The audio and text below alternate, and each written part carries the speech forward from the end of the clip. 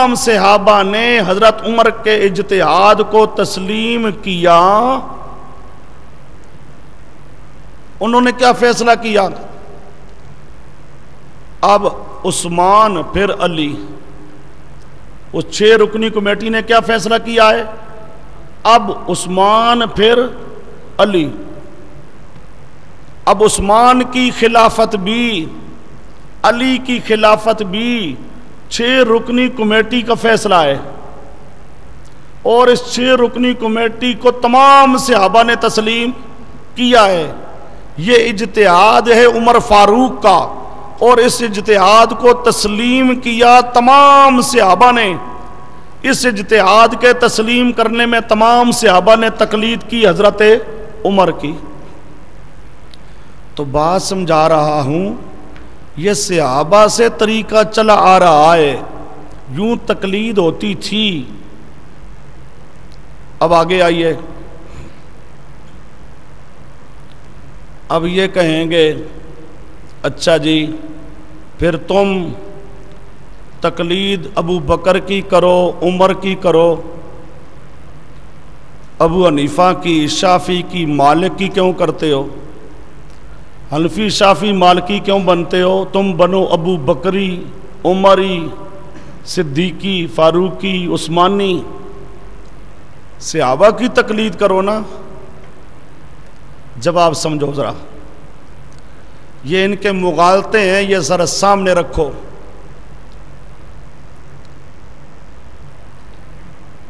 صحابہ کرام نے دین کو پھیلانے کا کام کیا ہے، دین پھیلا ہے صحابہ کے زمانے میں۔ اب صحابہ کرام فارغ ہو جاتے، یوں بیٹھ جاتے، حضرت ابو بکر بیٹھ جاتے، حضرت عمر بیٹھ جاتے، اور قرآن اور حدیث میں غور و فکر کر کے اپنا اجتہاد نوٹ کراتے، اپنی فقہ نوٹ کراتے۔ صحابہ کو یہ موقع نہیں ملا، وہ اسلام کے پھیلانے میں، جہاد کرنے میں، اور ساری زندگیاں ان کی گزر گئیں۔ اب اگر وہ بیٹھ کر اجتہاد کرتے، اپنا فقہ وہ مدون کرتے، تو ہمیں کسی اور کی طرف جانے کی ضرورت نہ ہوتی۔ لیکن صحابہ کرام کو تو یہ موقع ملا نہیں۔ جب ائمہ کا زمانہ آیا، اس وقت اسلام پھیل چکا تھا، پوری دنیا میں اسلام کا چرچا ہو چکا تھا، اسلام پھیل چکا تھا۔ اب امام صاحب بیٹھ کے پڑھاتے تھے، اجتہاد کرتے تھے، امام شافعی بھی اسی طرح پڑھاتے تھے، امام مالک پڑھاتے تھے، اجتہاد کرتے تھے۔ امام ابو حنیفہ کی فقہ کی مجلس میں 40 بڑے بڑے مجتہد تھے، بڑے بڑے امام ہوتے تھے، اور تمام ان مسائل پر غور و فکر کر کے، اجتہاد کر کے ایک فیصلہ کرتے تھے۔ اب ان کو اللہ پاک نے ٹائم دیا قرآن و حدیث میں غور و فکر کر کے اجتہادات مدون کرنے کا، فقہ مدون کرنے کا۔ ان حضرات نے فقہ مدون کی۔ اب کسی نے امام ابو حنیفہ کی تقلید کر دی، کسی نے امام شافعی کی، کسی نے امام مالک کی، کسی نے امام احمد کی۔ ٹھیک، اگر صحابہ سے اس طرح فقہ کے سارے مسائل آ جاتے تو ہم صحابہ کی بات مانتے۔ اور یہ بھی سمجھو اعتراض غیر مقلد، چونکہ غیر مقلد اور منکرین حدیث ایک جیسے ہیں۔ یہ جتنے منکرین حدیث ہیں، سر سید احمد خان وہ اہل حدیث تھا، پھر منکر حدیث، مرزا غلام احمد قادیانی اہل حدیث تھا، پھر منکر ختم نبوت بنا۔ اسلم جے راجپوری پہلے اہل حدیث تھا، پھر وہ منکر حدیث بنا۔ عبداللہ چکڑالوی پہلے اہل حدیث تھا، پھر وہ منکر حدیث بنا۔ غلام احمد پرویز پہلے اہل حدیث تھا، پھر منکر حدیث بنا۔ تو یہ سارے ایک جیسے ہیں۔ یہ منکرین حدیث کہا کرتے ہیں تم بخاری کی کتاب پڑھتے ہو، مسلم کی کتاب پڑھتے ہو، ابو بکر کی حدیث کی کتاب پڑھو نا، عمر کی حدیث کی کتاب پڑھو نا، عثمان کی حدیث کی کتاب پڑھو نا، صحابہ کی حدیث کی کتابیں پڑھو۔ یہ بخاری وغیرہ یہ تو 200 سال بعد آئے ہیں، ان کی حدیث کی کتابیں کیوں پڑھتے ہو؟ تو جواب کیا کہ صحابہ نے حدیث کی کتابیں نہیں لکھی، ان کو تو ٹائم ملا نہیں کہ وہ اپنی حدیثیں نوٹ کراتے. اگر انہوں نے اپنی حدیث کی کتابیں لکھی ہوتی تو ہم اول نمبر پہ ان حدیث کی کتابوں کو لیتے. لیکن اس زمانے میں اسلام پھیل رہا تھا، اس زمانے میں ان کو یہ ٹائم نہ ملا کہ وہ بیٹھ کے حدیثیں نوٹ کرائیں. جس طرح حدیث کی کتاب صحابہ سے لکھی نہیں گئی اس لیے بخاری کی طرف جاتی ہیں، اسی طرح فقہ صحابہ سے لکھی نہیں گئی اس لیے ائمہ کرام کی طرف جاتے ہیں. اگر صحابہ کی حدیث کی کتابیں ہوتی ہمیں بعد کے لوگوں کی طرف نہ جانا پڑتا. اگر صحابہ کی فقہ کی کتابیں ہوتی ہمیں ائمہ کرام کی فقہ کی طرف نہ جانا پڑتا. اور اگلی بات سمجھو، ہمارے امام صاحب کا مذہب حنفی کا تو قانون ہے، امام صاحب تو اپنی فقہ میں صحابہ کے اجتہادات کو لے آتے ہیں. صحابہ کا جو فتویٰ حضرت امام ابو حنیفہ رحمۃ اللہ علیہ کو پہنچا تو امام صاحب کا طریقہ تھا کہ صحابہ کے فتویٰ کے مقابل تو اجتہاد کرتے ہی نہیں تھے. صحابہ کا فتویٰ آ گیا بس فعلی الراس والعین. ہاں صحابہ سے فتویٰ نہ آئے، تابعین کا اجتہاد ہو تو پھر فرماتے کہ تابعین ہم رجال و نحن رجال، انہوں نے بھی اجتہاد کی ہے ہم بھی اجتہاد کریں گے. اچھا جی، تو گویا کہ مذہب حنفی کے اندر امام ابو حنیفہ کا جو فتویٰ ہوتا ہے یہ فتویٰ اس کا ماخذ قرآن حدیث صحابہ کے اجتہادات. تو صحابہ کے اجتہادات تو مذہب حنفی کے اندر خود بخود آ گئے. اگلی بات سمجھو، پھر کہیں گے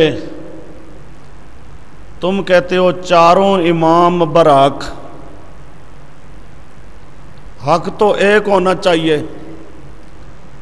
اگر حنفی برحق ہیں تو شافعی برحق نہ ہو، مالکی برحق نہ ہو. یہ چاروں امام برحق، اس کا مطلب کیا؟ جواب سمجھو، چاروں امام برحق، چاروں اماموں میں سے کسی امام کے مذہب پر عمل کرو تو برحق ہے، یعنی ثواب ملے گا، عذاب کوئی نہیں. چاروں برحق کیا مطلب؟ چاروں میں سے کسی پر عمل کرو تو ثواب ہے، عذاب نہیں ہے.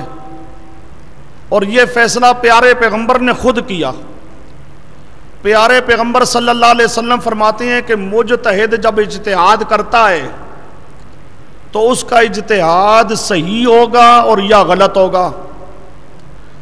اگر اجتہاد اس کا صحیح ہوگا تو اس کو دگنا ثواب ہے، اور اگر اس کا اجتہاد غلط ہوگا تو پھر اس کو ایک گنا ثواب ہوگا، عذاب پھر بھی نہیں. سمجھو، اجتہاد صحیح ہے تو ثواب دگنا ہے، اور اگر اجتہاد غلط ہو گیا تو دگنا نہیں، پھر ثواب ایک گنا ہے لیکن عذاب نہیں ہے. اجتہادی غلطی ہو جائے وہاں ثواب ہے، وہاں عذاب نہیں ہے. اب سمجھو، مثلا ہمارا نظریہ ہے، ہمارے امام صاحب کا اجتہاد صحیح ہے، ہمارے لیے دگنا ثواب ہے، سمجھے؟ اور باقی ائمہ کا اجتہاد اجتہادی غلطی ہے. وہ کیا ہے؟ اجتہادی غلطی ہے، اور اجتہادی غلطی میں بھی ثواب ہوتا ہے، عذاب نہیں ہوتا. ہمارے اجتہاد پر عمل کرو تو دگنا ثواب ہے، شافعیوں کے اجتہاد پر عمل کرو گے تو ایک گنا ثواب ہوگا، گناہ پھر بھی کوئی نہیں. اجتہادی غلطی میں ایک گنا ثواب ہے، گناہ پھر بھی کوئی نہیں ہے.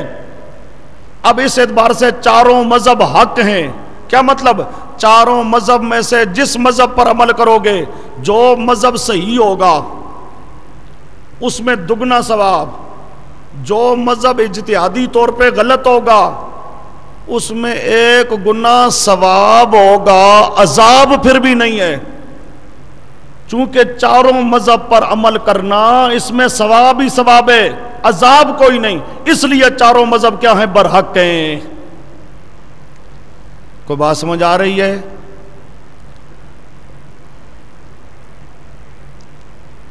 اب چاروں مذاہب برحق، چاروں پر عمل کرنا جائز، ثواب. اور اگلی بات سمجھو، مجتہد نبی نہیں ہوتا، امتی ہوتا ہے. مجتہد معصوم نہیں ہے، مجتہد سے اجتہاد میں غلطی ہو سکتی ہے. کوئی امام معصوم نہیں ہے. یہ کوئی نہیں کہتا کہ امام ابو حنیفہ بالکل معصوم ہے، یا امام شافعی یا امام مالک معصوم ہے، ان سے کوئی غلطی نہیں ہو سکتی. نہیں، غلطی ہو سکتی ہے. چنانچہ اماموں نے خود اپنے فتووں سے رجوع کیا، کئی فتوے دیے، پھر معلوم ہوا کہ یہ میرا اجتہاد، یہ میرا فتویٰ غلط تھا، تو پھر انہوں نے اپنے فتوے سے رجوع کیا. یہ کہا کرتی ہیں، پروپیگنڈا کرتی ہیں کہ یہ اپنے اماموں کو معصوم سمجھتی ہیں. سبحانک ھذا بہتان عظیم. کوئی اماموں کو معصوم نہیں سمجھتا.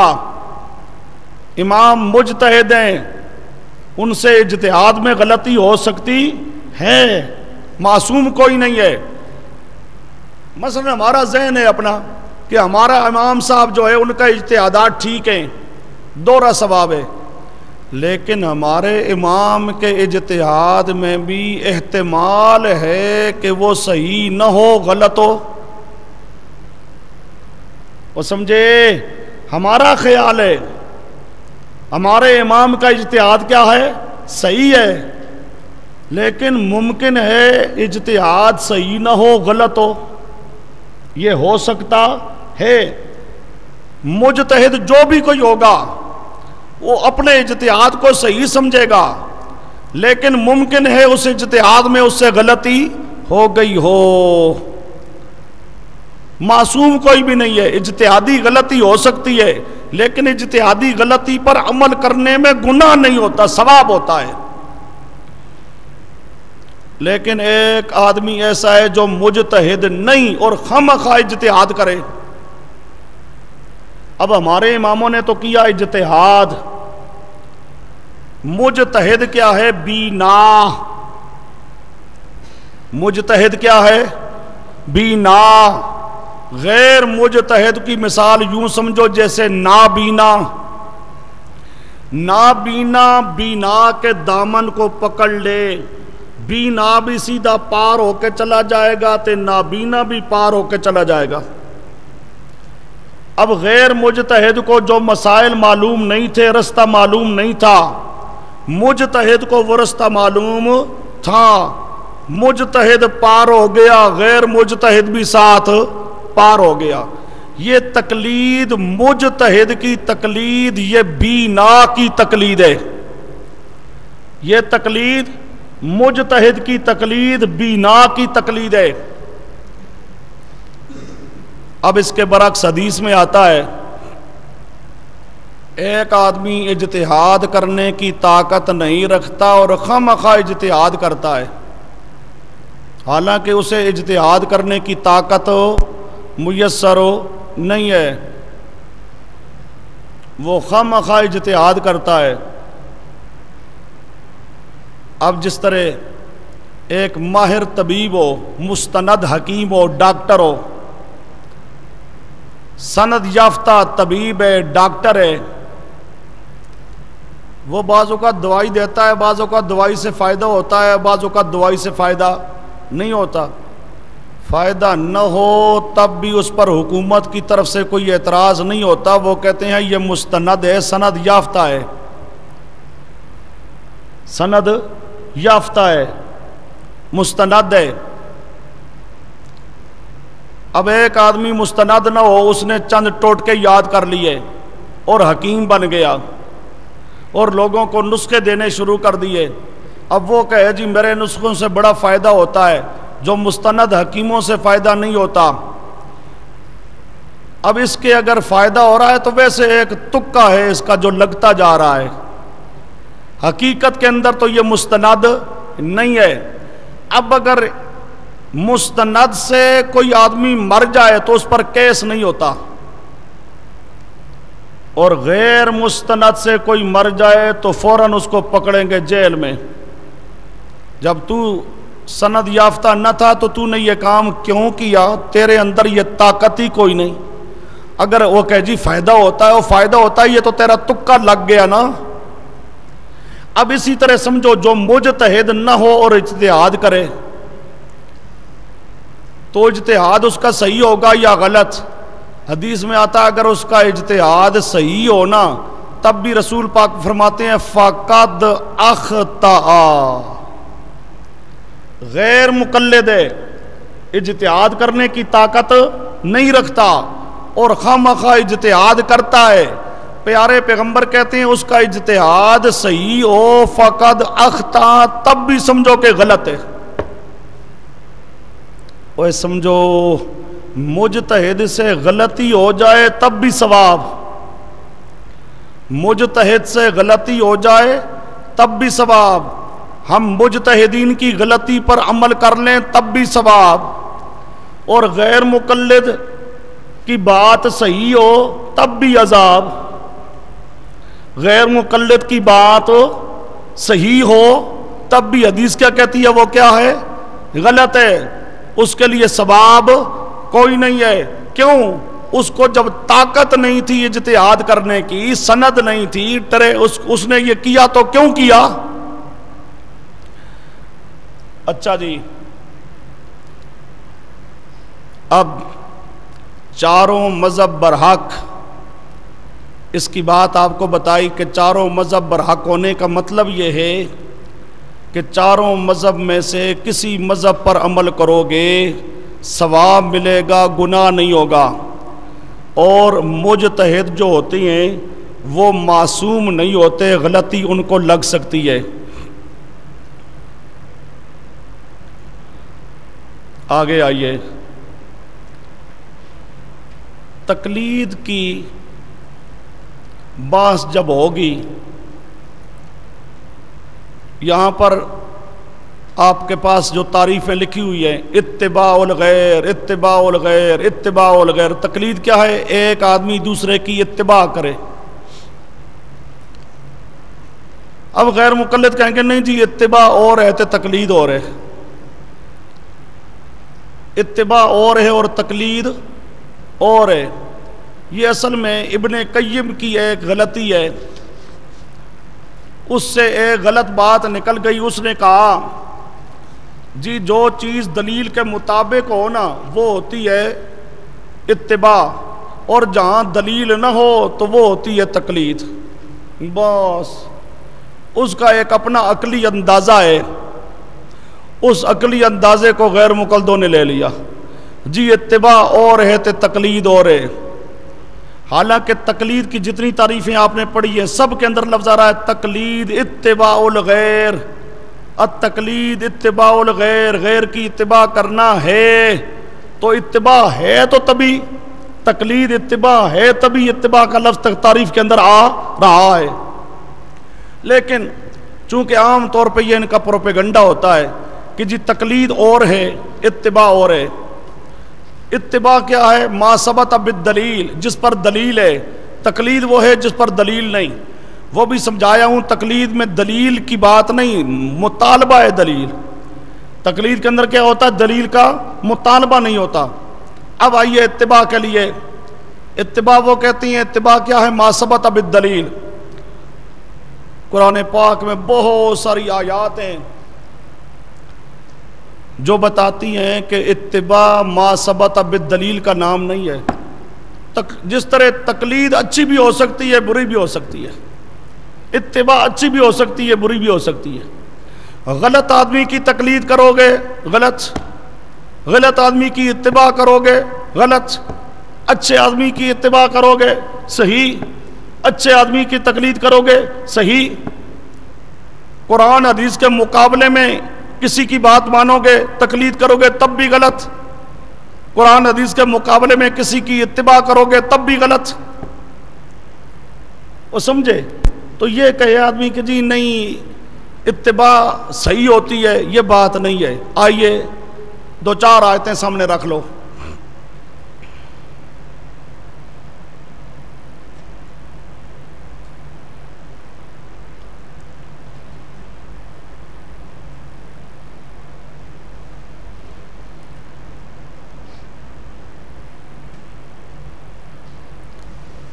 وَاتَّبَعُوا مَا تَتْلُو الشَّيَاطِينُ عَلَى مُلْكِ سُلَيْمَانَ، سورۃ بقرہ آیت نمبر 102 پارہ 1۔ اب وَاتَّبَعُوا مَا تَتْلُو الشَّيْطَانُ، شیطانوں کی اتباع کی۔ اب اگر غیر مقلدوں کی بات مانی جائے تو یہ شیطانوں کی اتباع کرنا صحیح ہے، ما ثبت بالدلیل ہے۔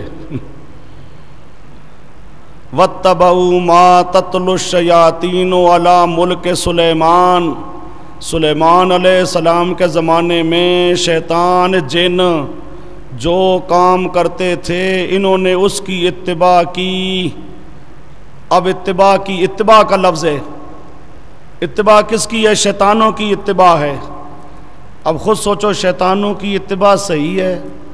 اگر جی اتباع صحیح ہوتی ہے تو تقلید غلط ہوتی ہے۔ اب یہ اتباع ہے، کیا مطلب ہے؟ شیطان کی بات مانی جائے اور ویسے کوئی پتہ نہیں ہے غیر مقلدوں کا، یہ کہہ دیں صحیح ہے، کیونکہ شیطان بھی غیر مقلد، یہ بھی غیر مقلد۔ وَاتَّبَعُوا مَا تَتْلُو الشَّيَاطِينُ، ایک مولوی کہنے لگا جی تمہارا امام جو تھا امام ابو حنیفہ وہ غیر مقلد تھا، نہیں تو بتاؤ کس کا مقلد ہے؟ نہیں تو بتاؤ کس کا مقلد ہے؟ تو جواب سمجھو، جواب اسے کہو شیطان بتا کس کا مقلد ہے۔ جب کسی کا مقلد نہ ہو تو تم کہتے ہو غیر مقلد ہے ہمارا ہے۔ امام حنیفہ کس کا مقلد ہے؟ جب کسی کا مقلد نہیں ہے، غیر مقلد ہے ہمارا ہے، تو بتاؤ شیطان کس کا مقلد ہے؟ جب کسی کا مقلد نہیں تو غیر مقلد ہے تو تمہارا ہے۔ امام ابو حنیفہ وہ تو بات سمجھو کہ مجتہد ہیں، جو مجتہد ہوتا ہے وہ غیر مقلد نہیں ہوتا۔ غیر مقلد کس کو کہتے ہیں؟ جو مجتہد بھی نہ ہو تے مقلد بھی نہ ہو۔ بات کو سمجھو، مجتہد کو غیر مقلد کہنا ٹھیک نہیں ہے۔ غیر مقلد وہ ہوتا ہے جس کے اندر اجتہاد کی طاقت بھی نہ ہو اور پھر تقلید بھی نہ کرے۔ اچھا جی، یہ وَاتَّبَعُوا مَا تَتْلُو الشَّيَاطِينُ یہ ایک آیت۔ نمبر 2،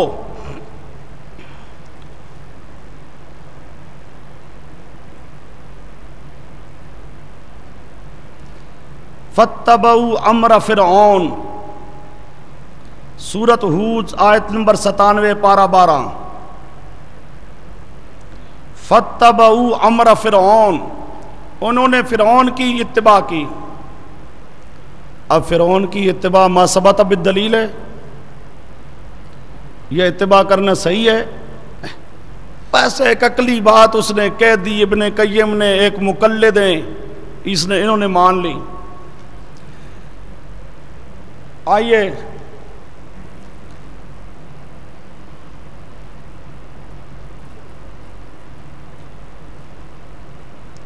وَاتَّبَعُوا أَمْرَ كُلِّ جَبَّارٍ عَنِيدٍ، سورۃ ہود آیت نمبر 59 پارہ 12۔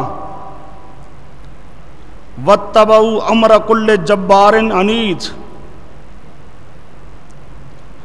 اور لکھو وَاتَّبَعُوا الشَّهَوَاتِ، سورۃ مریم آیت نمبر 59 پارہ 16۔ وَاتَّبَعُوا الشَّهَوَاتِ، شہوات کی اتباع کی۔ اب شہوات کی اتباع کرنا صحیح ہے؟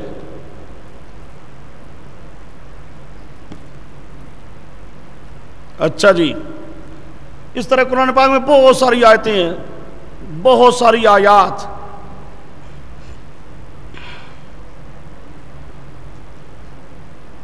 قال الذین اتبعوا لو ان لنا کرۃ، سورۃ بقرہ آیت نمبر 167 پارہ 2۔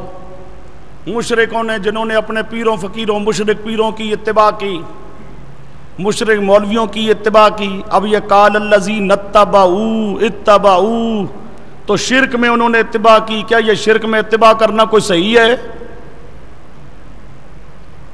تو بات وہی ہے، اتباع اچھی بھی ہے تے برے بھی، تقلید اچھی بھی ہے تے بری بھی۔ قرآن حدیث کے مقابل کسی کی اتباع، کسی کی تقلید نہیں۔ ہاں اجتہادی مسائل میں ٹھیک ہے۔ اب سمجھو، اب یہ حضرات مجتہدین کی تو اتباع کرتے نہیں، تقلید کرتے نہیں، مجتہدین کی۔ اور یہ فٹ کریں گے آیتیں، جن آیتوں میں آتا ہے وجدنا آبانا، پیغمبر کہتے ہیں مانو توحید کو، مشرک کہتے ہیں ہم اپنے باپ دادے کو نہیں چھوڑ سکتے۔ بس وہ آیتیں فٹ کرتے ہیں کس پر؟ مقلدین اہل سنت والجماعت پر۔ توحید کے اندر، توحید کے مقابلے میں مشرکین کا اپنے باپ دادے کے طریقے کی اتباع کرنا، کہتے ہیں دیکھو تقلید بری ہے۔ بھئی اس تقلید کو تو ہر ایک برا کہتا ہے۔ ہم تو صاف کہتے ہیں توحید کے مقابل کسی کی اتباع کی جائے شرک ہے، قرآن کے مقابل کسی کی اتباع کرنے کی اجازت نہیں، حدیث کے مقابل کسی کی اتباع کرنے کی اجازت نہیں۔ یہ جو میں نے آپ کو پہلے تنقیح کر کے بتایا کہ تقلید کہاں ہوگی؟ جہاں قرآن اور حدیث کا واضح فیصلہ نہ ہو، اجتہادی مسئلہ ہو۔ یہ اس لیے بات کہی تھی کہ جہاں عقیدے کا مسئلہ آتا ہے، توحید کا مسئلہ آتا ہے، جہاں قرآن کی آیات ہیں، قرآن کی آیات کے مقابل باپ دادا بزرگ اکابر کوئی آ جائے، کسی کی بات حجت اور دلیل نہیں ہے، اور قرآن اور حدیث کے مقابل کسی کی بات کو ماننے کی اجازت نہیں ہے۔ یہ جب بھی کریں گے وہ آیتیں لا تتبعوا من دونہ اولیاء، وہاں آ رہا ہے اتبعوا ما انزل الیکم من ربکم، ما انزل کو مانو، ما انزل کے مقابل اپنے باپ دادے پیر فقیروں کی باتیں نہ مانو۔ اے لا تتبعوا من دونی اولیاء، یہ من دونی اولیاء بناتے تھے اماموں کو، اور یہاں پر لفظ اتباع آ گیا۔ اب اپنے لیے اتباع کی وجہ سے تقلید کی تردید ٹھیک ہے، ہماری عبارت میں لفظ آ جائے اتباع کا تو کہتے ہیں اتباع اور ہے تقلید اور ہے، اور خود لا تتبعوا۔ اگلی بات اب سمجھو، اب جتنے غیر مقلد ہیں، بڑے سے بڑے علامے کو لو تو اس کے اندر اجتہاد کی طاقت نہیں ہے۔ اللہ پاک کا فضل و کرم ہے، ہمارے علماء دیوبند کے اندر تو قرآن اور حدیث کا علم اللہ پاک کے فضل و کرم سے آج کل کے جتنے مذاہب ہیں سب سے زیادہ ہے۔ باقی تمام علمی طور پر علماء دیوبند کے علم کا مقابلہ نہیں کر سکتے، لیکن اس کے باوجود تمام بڑے بڑے علماء جن کو ہزاروں مسائل زبانی یاد، وہ بھی مقلد ہیں۔ بات بتا چکا ہوں، ابن حجر جیسا اتنا بڑا حدیث کا سمندر مقلد ہے، عمدۃ القاری والا، بخاری کی شرح والا، او علم کا ایک بہت بڑا سمندر، لیکن مقلد ہے، اور ان کے نزدیک یہ سارے مشرک ہیں۔ ان کے نزدیک کعبے کا امام مشرک، مسجد نبوی کا امام مشرک، جس طرح رضا خانیوں کے نزدیک وہ گستاخ کافر، ان کے نزدیک مشرک کافر، لیکن یہ مطلب کے لیے وہاں تقیہ کرتے ہیں، تقیہ کر کے ان کو دھوکہ دیتے ہیں، دھوکہ دے کر ان سے پیسے لیتے ہیں۔ اب یہ کیا کرتی ہیں، اوپر سے کہیں گے او جی ہم تو جی بس قرآن حدیث ماننے والے، ہمیں کوئی قرآن حدیث بتائے بس ہم تو مانتے ہیں۔ ہماری زندگی کا اپنا ایک تجربہ ہے، آپ بھی آگے تجربہ کرتے رہیں گے۔ اب تک ہم نے کوئی غیر مقلد نہیں دیکھا جو قرآن اور حدیث کو ماننے والا ہو۔ زبانی دعویٰ ہے، یہ قرآن اور حدیث کے جتنے دشمن غیر مقلد ہیں اتنا کوئی نہیں ہے۔ ان کو قرآن کی آیتیں بتاؤ، حدیثیں سناؤ، کبھی نہیں مانیں گے۔ کئی مرتبہ ایسا ہوا، بعض کالجیٹی طلباء ہمارے پاس آئے، ہم نے حدیث کی کتابیں سامنے رکھ دی، او حدیثیں نکال کے سن کے اچھا چلتے ہیں جی اپنے مولوی صاحب سے پوچھیں گے، اپنے مولوی صاحب سے پوچھیں گے۔ جب مولوی صاحب کے پاس جائیں گے، اچھا او مقلد کے پاس چلا گیا تو مقلد تو جانور ہوتا ہے، اس کے پاس وہ گیا، اچھا بس ٹھیک ہے بس مقلد کے بارے میں ایسی ایک نفرت بھری ہوئی ہے، اب کوئی دلیل نہیں، کچھ بھی نہیں، ادھر پک گئے۔ کئی مناظرے ایسے ہوئے جن مناظروں میں ثالثوں نے فیصلے کیے ہمارے حق میں، غیر مقلدوں نے لکھ کے دیا کہ ہم مان لیں گے، حنفی ہو جائیں گے، پھر نہیں جی وہ اصل ہمارا مولوی کچھ کمزور تھا۔ کبھی کہیں گے فیصلہ جو ہے اس نے جانبداری کی ہے، صحیح نہیں کیا، مانیں گے نہیں کبھی بھی، اپنے مولوی کی مانیں گے۔ اور مولوی کون؟ جس کو مرفوع منصوب کا پتہ ہی کوئی نہیں، علم کا بالکل کورا، جسے پتہ ہی کوئی نہیں، وہ ان کا مجتہد ہے، امام ہے۔ یہ ان کے اپنے مولوی، یہ سارے غیر مجتہد بتا چکا ہوں کیا ہوتا ہے، نابینا۔ ہمارا امام تو ہے مجتہد، وہ ہے بینا، مقلد ہوتا ہے بمنزل نابینا۔ نابینا بینا کے دامن کو پکڑے، بینا بھی پار ہو جائے گا تو نابینا بھی پار ہو جائے گا۔ غیر مقلدوں کے جتنے مولوی ہیں نابینے ہیں، غیر مجتہد ہیں، آگے بھی نابینا تے پیچھے بھی نابینا۔ ان کی عوام وہ بھی غیر مجتہد، ان کے مولوی وہ بھی غیر مجتہد، آگے بھی نابینا تے پیچھے بھی نابینا، آگے بھی گڑے میں تے پچھلا بھی۔ یہ اندھی تقلید یہ ہے، اندھی تقلید سمجھو، آگے بھی اندھا تے پیچھے بھی اندھا، یہ اندھی تقلید ہے۔ یہ اندھی تقلید غیر مقلدوں کا طریقہ، اور بینا کی تقلید مقلدین اہل سنت والجماعت کا عقیدہ۔ ہم جو تقلید کرتے ہیں یہ بینا کی تقلید، اہل سنت والی جماعت والی تقلید، بینا کی تقلید۔ بینا بھی اللہ کے فضل سے جنت میں، اس کے پچھلے چلنے والا بھی کیا؟ جنت میں۔ اور نہ جو نابینا ہوگا خود بھی گرے گا تو دوسروں کو بھی گرائے گا۔ یہ کچھ تھوڑا سا ایک مختصر سا خاکہ ہے جو آپ کے سامنے مسئلہ تقلید کا پیش کر دیا گیا ہے۔ چونکہ وقت تھوڑا ہے اس لیے اسی پر اکتفا ہے۔